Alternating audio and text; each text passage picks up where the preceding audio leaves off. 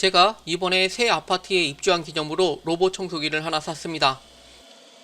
사실 저희 와이프가 청소하는 것을 워낙 싫어해서 쓸고 닦는 것은 항상 제가 도맡아 왔는데요.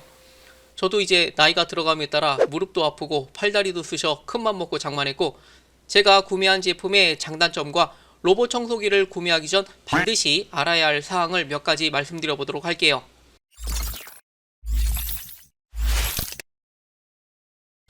저는 로봇 청소기 입문자로서 그래도 현재까지 가장 안정적으로 평가받고 있는 로보락의 S8 플러스를 최종 결정했습니다.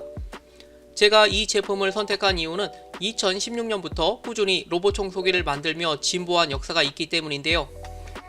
사실 이런 자율주행 가전제품은 필드 테스트가 정말 중요한데, 각기 다른 현장에 따라 다양한 데이터를 모아 우리 집안을 깨끗하게 청소해주는 것이 가장 중요하겠죠. 이런 소형 가전제품들이 사고를 쳐봐야 얼마나 크게 치겠냐마는, 제가 볼 때는 내부에 장착된 대용량 리튬이온 배터리를 가정에서 충전하는 것도 고려해봐야 합니다. 로보락의 S8 플러스는 내비게이션 전문 기업인 아이나비에서 품질 관리와 AS를 책임지고 있어 향후 제품 불량, 오작동, 소모품 수급이 원활할 것으로 판단되고요.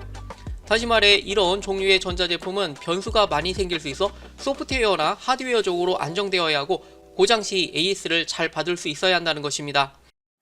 그래서 최소 5년, 길게는 10년까지 사용해야 본전을 뽑을 수 있지 않겠습니까? 자, 그러면 제가 로보락 S8 플러스를 직접 사용해본 소감을 말씀드려 보도록 할게요. 청소는 제가 직접 했을 때보다 확실히 깨끗하고 뭔가 바닥이 뽀송뽀송해진 느낌이 듭니다.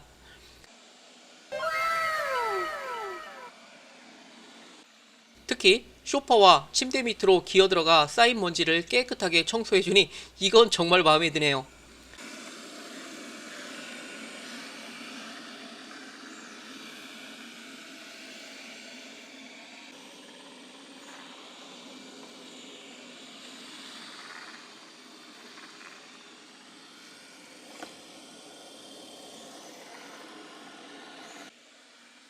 스마트폰에 어플을 설치하고 네트워크에 연결하면 이 로봇 청소기에 대한 제어를 해줄 수 있는데, 자기가 돌아다니면서 지도를 만들어 학습하는 AI가 탑재돼 있어 점차 효율적으로 움직이려 노력하고요.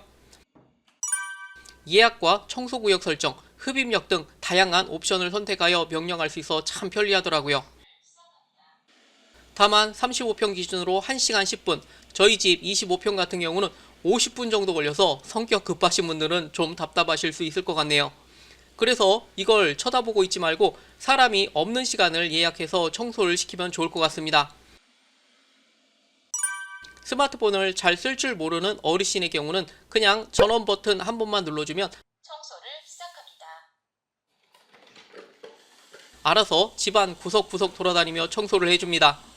물론 여러가지 옵션을 활용할 순 없지만 그보다 중요한 건 쉬운 작동 아닐까요? 이 로봇 청소기는 돌아다니며 저희 집 맵을 만들고 꾸준히 업그레이드하여 조금씩 효율적인 방법을 찾아가는 것 같습니다. 박스를 열어서 부품을 꺼내보면 이렇게 3개의 큰 덩어리로 나눠져 있는데요. 스테이션을 뒤집은 후 도킹 받침대를 구멍에 맞추어 나사를 조여주면 조립은 끝납니다.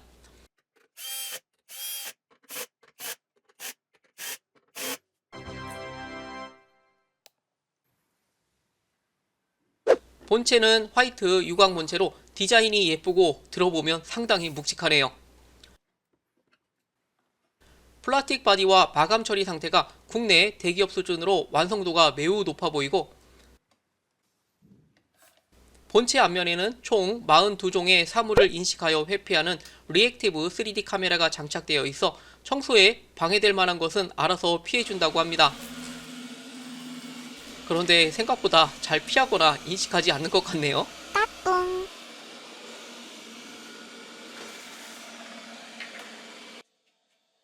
카메라가 CCTV처럼 우리 집을 훔쳐보면 어떡할까 걱정하시는 분들도 계실 텐데요.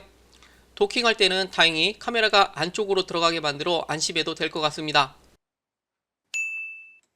또한 카메라 주변으로 범퍼가 있어서 충격 완화와 감지 센서 역할을 동시에 하게 한 것 같네요. 후면에는 탈부착이 가능한 물받이 통이 있어 여기에 적당량의 물을 담아주시면 되고요. 설계되었습니다. 실제로 물걸레 성능이 대체로 만족스러운 수준으로 좀 심하게 오염된 지역은 알아서 닦아줍니다. 로봇 청소기의 가장 핵심이라고 할 수 있는 뒷면을 살펴보면 우선 좌우에 커다란 바퀴가 보이고 가운데 듀얼 롤러 메인 브러쉬가 위치해 있네요. 흡입력은 최대 6000파스칼이고 두 개의 실리콘 메인 브러쉬가 서로 역회전하며 손으로 집어 올리듯 먼지를 빨아들이도록 설계되었습니다. 혹시 이물질 같은 것이 걸리면 이렇게 간단하게 분해하여 제거하시면 되고요. 또한 사방으로 여러 개의 센서가 달려 있어 주변 상황을 체크할 수 있게 한 것 같네요. 전원을 약 3초간 눌러주면 청소를 시작합니다.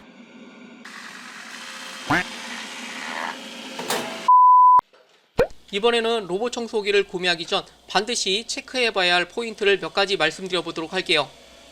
제가 유튜브나 블로그에 로봇 청소기에 대한 리뷰를 검색해보니 이모님 오셨습니다 라며 완전히 신세계인 것처럼 말씀하시던데요.